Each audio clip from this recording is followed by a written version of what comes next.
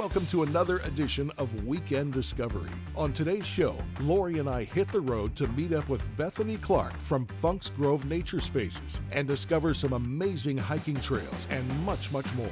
But coming up next, we go just outside of Princeton to the closest thing to a garden paradise you will ever see as we talk to our friends Molly and Dave and learn all about Hornbaker Gardens. So stay tuned today for a great show.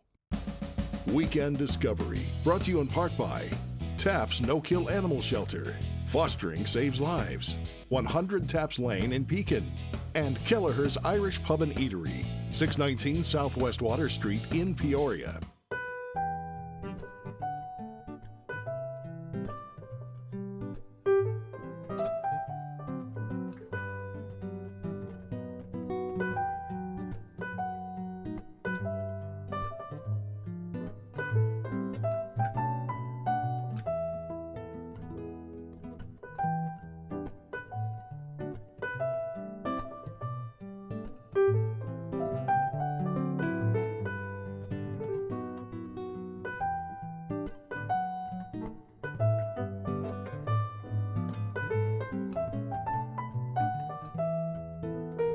Hi, welcome to Hornbaker Gardens. We're here in Princeton, Illinois at our garden center here.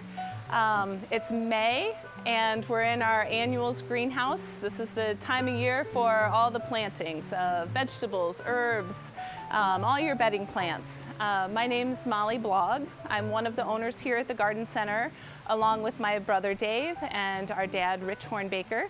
I'm Dave Hornbaker, and I do a little bit of this and a little bit of that out here at Hornbaker Gardens. My role has morphed and changed and evolved over the years, and now I take care of, I make sure the grounds are looking good, take care of the gardens along with a lot of really good help. We've got a great crew. And I am head of the tree and shrub department, and that's my area of expertise, and that's what I enjoy most is the wide variety of trees and shrubs and woodies. So you can usually find me either out helping with sales, out in the sales yard with the trees and shrubs, or in the gardens, or somewhere in between on any given day. So Hornbaker Gardens began in 1987. Our parents, Rich and Kathy Hornbaker, bought an old farmstead out here in the country, just southeast of Princeton, and decided that they were going to try to make a living off the land. Our dad was a lawyer practicing law in Princeton, and our mom was a teacher. And Dad decided, how can I not have to put on a suit and tie every day and go into the office? And so they decided that they were going to start growing perennials. And in particular, Dad fell in love with hostas, that shade perennial that you see in everybody's gardens, hard to kill plants, super hardy. And he started a collection of hundreds of hosta varieties at a time when hosta hybridizers were coming out with these really new, interesting, colorful varieties. And thought that hostas are so unique because they range in size from little minis that only get about 12 inches wide, and 6 or 8 inches tall, to the giants that might be 30 inches tall and 5 to 6 feet wide. And thought, what a range of a perennial family in these hostas. So he started a collection that then drew hosta collectors from all over the Midwest, really, to come to Hornbaker's and search for hostas. And after that, they decided to grow other complementary perennials to hostas for the shade garden, as well as all other types of sunny perennials. And so today we've got a collection, we still maintain that collection of hostas. We're really still known for that and have over 400 varieties any given year. We rotate in new ones all the time. And then have hundreds of other sunny and shade perennials that we have as part of that, as well as a really extensive collection of trees and shrubs. And then we were in business for 20 years, really known as the Princeton perennial people. And then And then as we got more into trees and shrubs and then added on our annuals offering, we're in this greenhouse today, to have, have the whole range of offerings of what people are looking for at a garden center as well. A comment that I often get from customers is that they are overwhelmed, and that's unfortunate. I'm sorry that we're overwhelming people, but that is, I think it's a good overwhelmed. And there is a lot to see, and we do find that customers will spend an hour or two and say, we'll be back because we didn't even make it to the sunny gardens. They only spent their time here in the Hosta Ravine, checking out the hostas and the ferns and all those other shade-loving perennials that we carry. So there is a lot to see, but I would say the main areas would be this, our signature garden, which is the Hosta Ravine, and this is what really put us on the map. And my grandpa Earl, my Uncle Bob, and my dad first, they started out the display gardens with some steps through the ravine to allow people to walk through and access these gardens and see what a mature planting looks like. And if they like something, or if they fall in love with something, hopefully we can have that available for purchase across the road. And then across the road from the checkouts, we've got a display bed of mostly sunny perennials. And there you can find a lot of color, spring, summer, and fall in the way of perennials, a lot of fall foliage with the maples, and that's kind of our go-to area for sun-loving perennials. And then we've got the parkway, which is right in front of the parking lot, and it's a very long, narrow stretch of lawn with gardens on either side. And that parkway serves as part of the Arboretum and Botanic Gardens, but also as a venue for our artisan market, which we host the third Saturday in September each year. And this will be our 12th annual artisan market coming up this year, which we're really excited about. And just speaking to that, our office manager, Marcy, who's been with us for a long time, and we consider her family, she was the one to first spearhead that artisan market. And since then, it has grown and evolved into a wonderful event that hosts lots of live music, fine art from all over the Midwest. She gets hundreds of entries, and usually about 35 of them are accepted each year. And so you've got some incredible talent coming from all over the Midwest to the gardens for one Saturday, and that whole parkway is filled with 10 by 10 tents, and people we've got food trucks, the music, the art, and just a great atmosphere, beer tent, wine tent, and that's an event that we always look forward to at the end, towards the end of each season. So that's the parkway. And then there are another 10 acres or so of space that is maintained and mowed, but we don't necessarily consider it our display gardens. That would be considered our arboretum. And so Dad has been, we've all been having fun planting different specimens over the years. So some of these trees are anywhere from a year old, planted just this spring or last year, to 40 plus years old, something that my mom and dad planted together when they first moved out here to raise a family. So that arboretum is one of my favorite parts, and stay tuned because we've got something in the works which will be a GPS tour of the gardens that people can access on their own in lieu of somebody, giving a tour. They would be able to kind of find different species by themselves from their phone. That being said, one of my favorite things to do is to offer people a short tour, sometimes a long tour of the Arboretum to show them what a mature specimen looks like. If they're interested in a red maple, I can show them 4 different types of red maples and at different varying stages of growth. And that is a wonderful tool to have when you're helping somebody choose the right tree for the right spot. So Hornbaker's has really become known as a destination garden center. We're out here kind of in the boonies. We're on 40 acres of property, and people come here with an intention to visit us. We're not the garden center that you're going to find and stop at on your way home from work. And part of the appeal that our parents really started when they built the space was utilizing the property to add on display gardens and create an experience for our customers to come to, in addition to just coming and shopping for plants. So our Hosta Ravine area is one of our most popular display gardens, where people can see what these hostas are going to look like when they're more mature. So customers are browsing the gardens, looking for what really piques their interest and what they can imagine planting in their own garden, and then they can go find those in our retail area. And really, we just, we put so much, gardening takes a lot of work. There's a lot of, blood, sweat, and tears that's gone into growing this business over the years.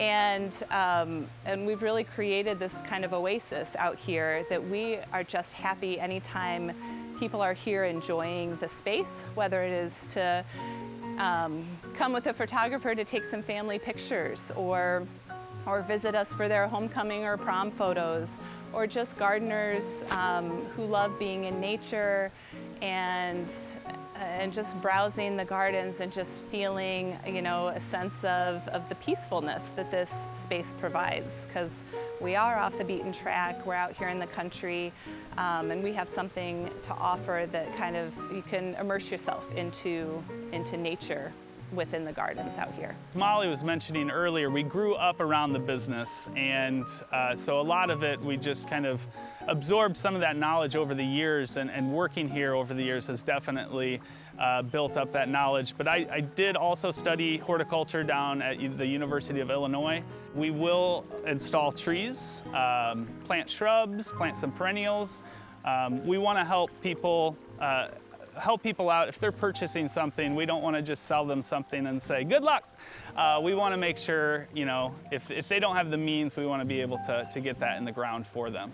So we still offer those services, but as far as patios and walkways and ponds and stuff like that, we've kind of hung that up and concentrated just on the grounds here, and we've got about 3 different ponds here on the grounds with some koi fish and lots of frogs that the kids love to play in and around. And so, yeah, that's kind of a brief story of how my roles and responsibilities have shifted over the years. So today here at the gardens, my brother Dave and myself are second generation owners, taking over from our parents.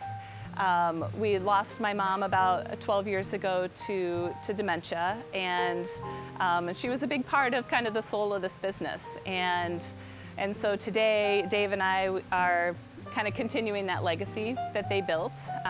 We also have an older sister who's not involved in the business, but still very much present a lot. And we've built a kind of a memorial garden after our mom passed. We've got a children's play area, kind of playscape area, and a little hut we've called Kathy's Kitchen, where we love seeing kids kind of play. There's kind of an underground tunnel. And so that's just another kind of added feature that kind of in honor of our mom, since she adored being a mother and just loved taking care of kids. And so having that space when my kids and Dave's kids can be out here playing in that space, as well as anyone else who visits out here and has their family out and their kids are having a picnic over in that area, is just really beautiful to see, and just makes us remember her. Growing up in this business was a really interesting experience for us kids. With our mom's background as a teacher, she ended up homeschooling the 3 of us kids for about 6 years in there. And so as we were in that elementary school age, we grew up as the business was getting started. And then it became our summer job every year, and we were running around the potting wagons as our staff was out here potting up plants, and we were putting pot tags in or watering things. So much of what we know about the business today is from growing up with it. Molly mentioned we were homeschooled, and Mom homeschooled us for 6 years out here at the farm. But then we headed to the Princeton schools, and we very much grew up within the community of Princeton. And we love our community, and the city of Princeton has a lot going for it. And so when people come out to Hornbaker Gardens, let's say they make a day trip just to visit the gardens, there's actually plenty more to do in Princeton, and there's some really good places to eat, there's some really great places to shop, and there's some great scenery, great bird watching, all sorts of activities within Princeton. I would encourage anybody visiting us to at least check out the Chamber of Commerce website in Princeton to see if there's any activities throughout the summer that they might attend, because the concert series on Main Street, they've had some incredible talent come through and some great shows put on. And yeah, we couldn't be happier living 5 miles outside of a cute little town like Princeton. In 2015, we leapt into the event business, into the wedding business in particular, by building a barn that will host up to 400 people. And so I was lucky enough to propose to Laura that year, and so we got a really good deal on the venue, and we're able to get married out there in the yard, just outside of the barn, with a big old reception inside. But we built that with weddings in mind, but we also host a number of different community events throughout the year, whether that be a fundraiser or a local business wants to have a Christmas party or what have you. We have a full calendar of different events throughout the year. You know, a lot of people's most important day is their wedding day, and to be able to host that is pretty darn special. We love it. Gardening is definitely, brings a lot. It's a hobby that brings a lot of people joy. There's a lot of unexpectedness about gardening, but there's ways to jump into that aren't too scary to do, because there's plants that we can suggest and advise people to plant that are tried and true. And we've got a lot of that experience because of the display gardens out here. We decided to name a number of the plants that we offer Tested Hardy at Hornbaker Gardens. And it's those plants that we've marked, whether it's a tree or a shrub or a perennial, as those that they've been in the gardens, tested for a number of years. They reliably come back as perennials, and we can recommend, those plants that they're going to have success with. Our garden center is open April 10th to October 10th, which is kind of unique among garden centers. Sometimes we're a little late to the game than others, and sometimes we close earlier than others. But we find that season works really well for our setting. And so anytime April 10th to October 10th, we're open 7 days a week up until July 10th. And that's when we close on Sundays to give ourselves a break, a much needed break after the spring rush of the season. And our hours are Monday through Saturday, 8 to 5, and Sunday, 12 to 5. We can be found online. We actually did a full revamp of our website, and now we're proud to say that you can access our full live inventory online at hornbakergardens.com. And so when you go to our website, you'll be greeted with two options when you get to our homepage. You'll be greeted with Garden Center or the Barn, which is our event center that we put up in 2015. And so if you hit the Garden Center, you'll be put through to some wonderful resources, as well as our online catalog and live inventory with lots of good information and helpful tips. Lots of watering tips, that's one of the questions we get asked most, and pruning tips, and all sorts of other blog posts as well. And besides our website, we've got a pretty decent presence on social media platforms, especially Facebook and Instagram.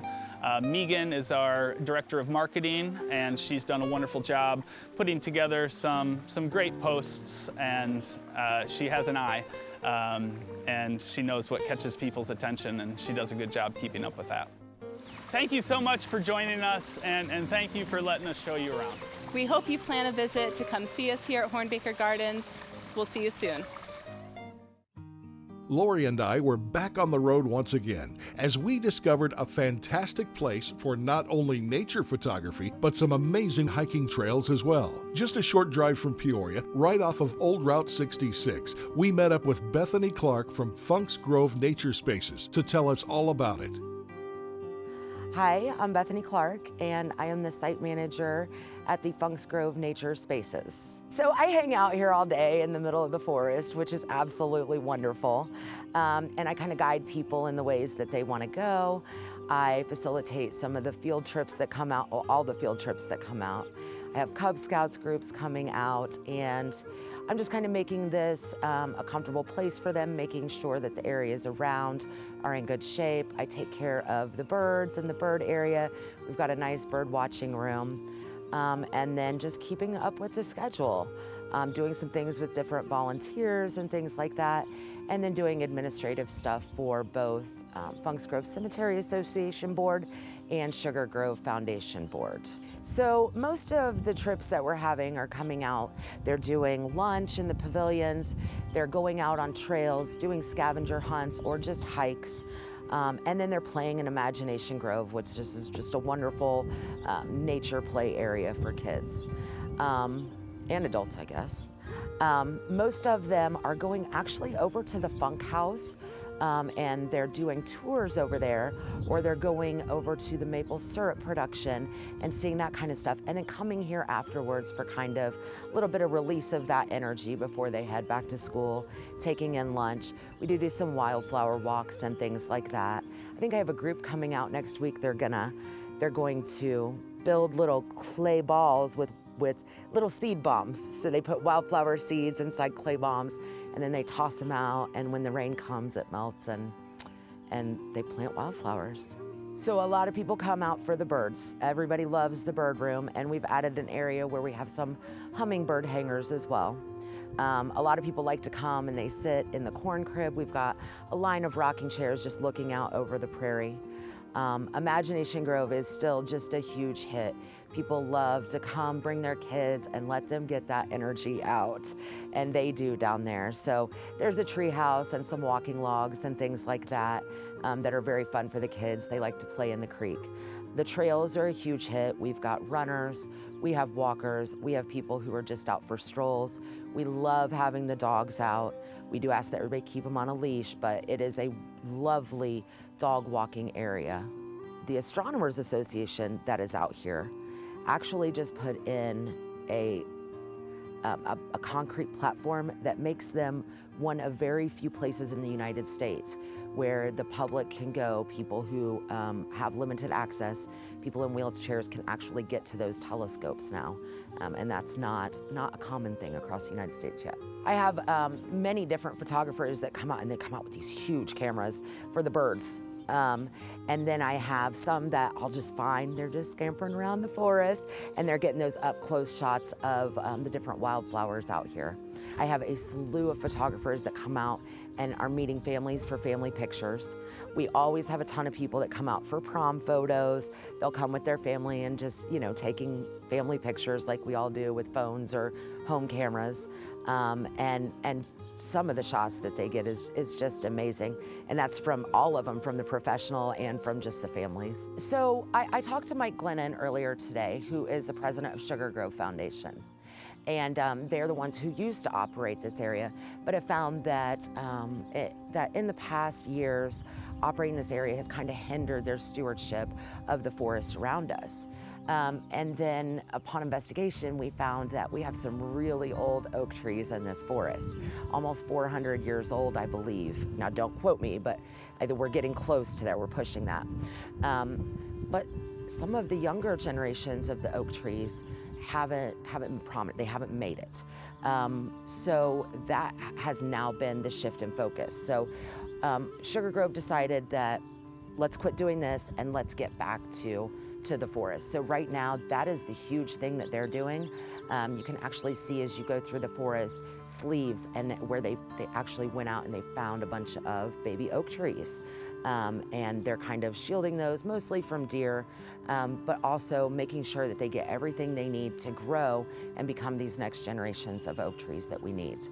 So Sugar Grove Foundation, they are the ones doing all the stewardship out here, even in the Funks Groves areas. And they are wonderful people, and they want this land to be here and be like this in 50 years, 100 years.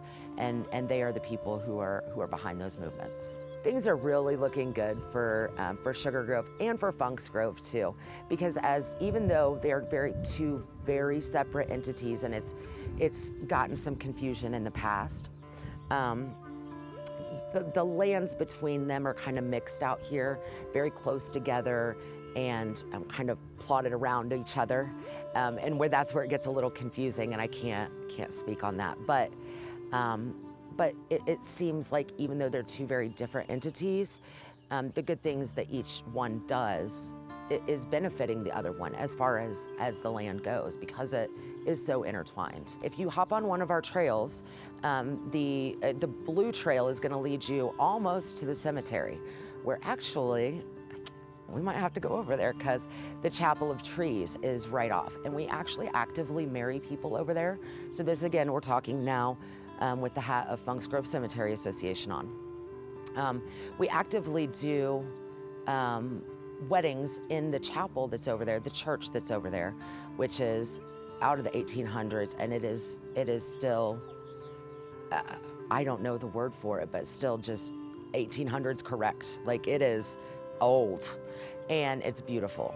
And then the Chapel of Trees is just right there as well. So people have the choice of doing that indoor old school in the church wedding, but then we also have this beautiful Chapel of Trees in the middle of this oak forest, and that's what a lot of people choose to do. So we marry a lot of people over there. The Nature Spaces, we do have a Facebook page. We are working on a website, and we're hoping to have that done soon. But it's a difficult process sometimes. So I do have us Google listed, and you can also map us through Google. But I do have a Funks Grove Nature Spaces Facebook page, and right now that's how I'm communicating with the public. And I just posted some things to kind of make the hours. There's been some conflicting information since there's been some changes in the past 2 years. So I'm really trying to get all that information out there and make it so it's a lot easier to find. Facebook, Google, I believe I have things updated on TripAdvisor, but anybody can reach me. Well, we don't have a website yet, but my email is funksgrove2@gmail.com, and the phone number here at the office is 309-459-0818.